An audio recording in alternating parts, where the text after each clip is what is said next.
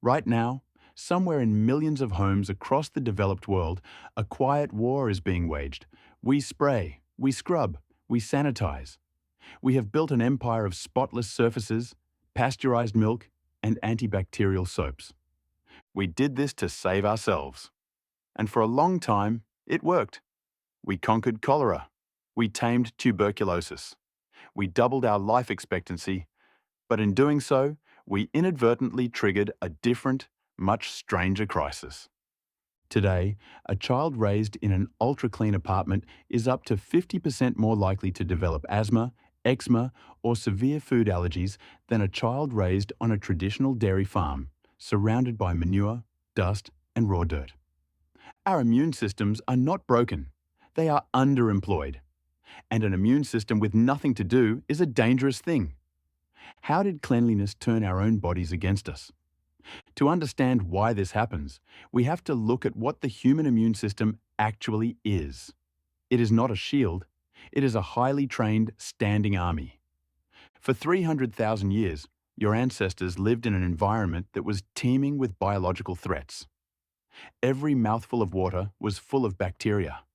Every piece of wild game came with parasites. The soil they slept on was alive.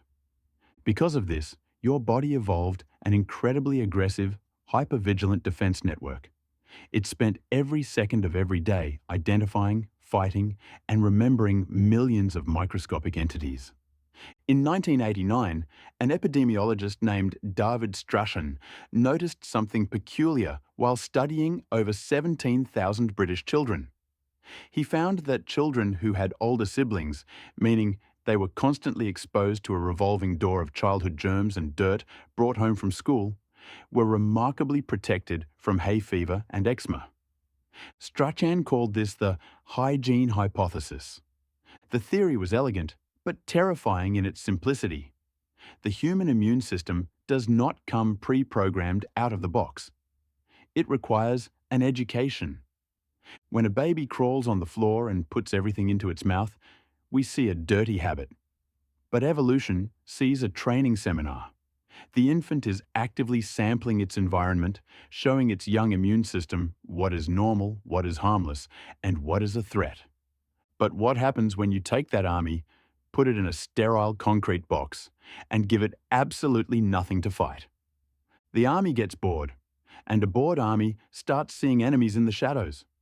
Without real pathogens like helminth parasites or ancient soil bacteria to fight, the immune system begins to calibrate incorrectly. It misinterprets entirely harmless proteins. A grain of pollen floating through the window is no longer just plant dust. The body treats it like an invasive parasite, triggering a massive inflammatory histamine response that floods your nose and eyes. A fragment of a peanut is no longer just food. The body treats it like a lethal toxin, sending the entire cardiovascular system into anaphylactic shock. Even worse, the immune system can become completely disoriented and mistake its own tissues for an invader. This is the root of modern autoimmunity. It attacks the joints in rheumatoid arthritis. It attacks the gut lining in Crohn's disease.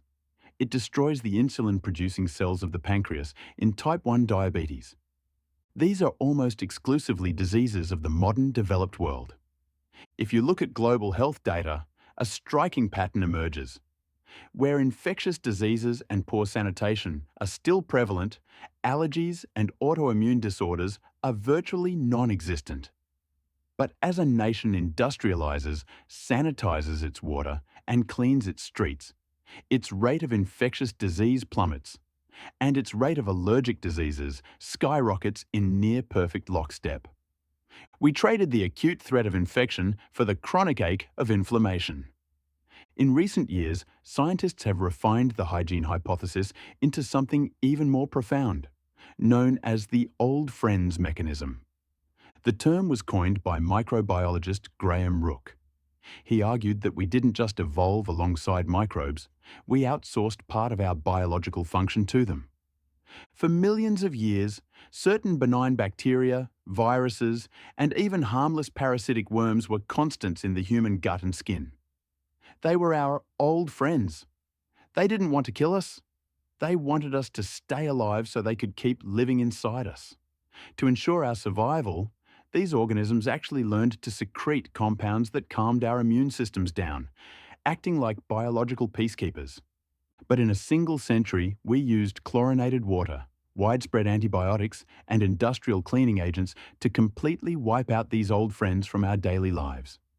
We didn't just clean our kitchens, we hollowed out our internal ecosystems.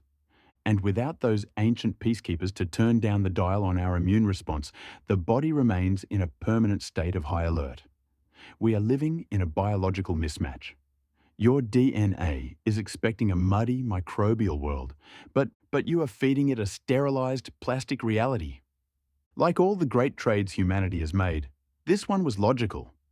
If given the choice between a world where 4 out of 10 children die of infectious diseases before the age of 5, which was the reality for most of human history, or a world where those children live, but 20% of them need an inhaler or a gluten-free diet, we will choose the inhaler every single time. We won the war against the microbes, but victory has a strange taste. We cannot, and should not, abandon modern sanitation. Antibiotics and clean drinking water are miracles of human ingenuity.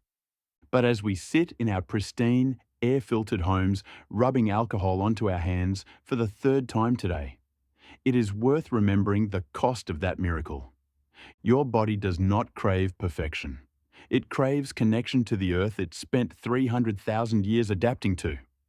Sometimes, the healthiest thing we can do for ourselves is to let a little bit of the world back in. We are still hunter-gatherers. We just stopped living like them.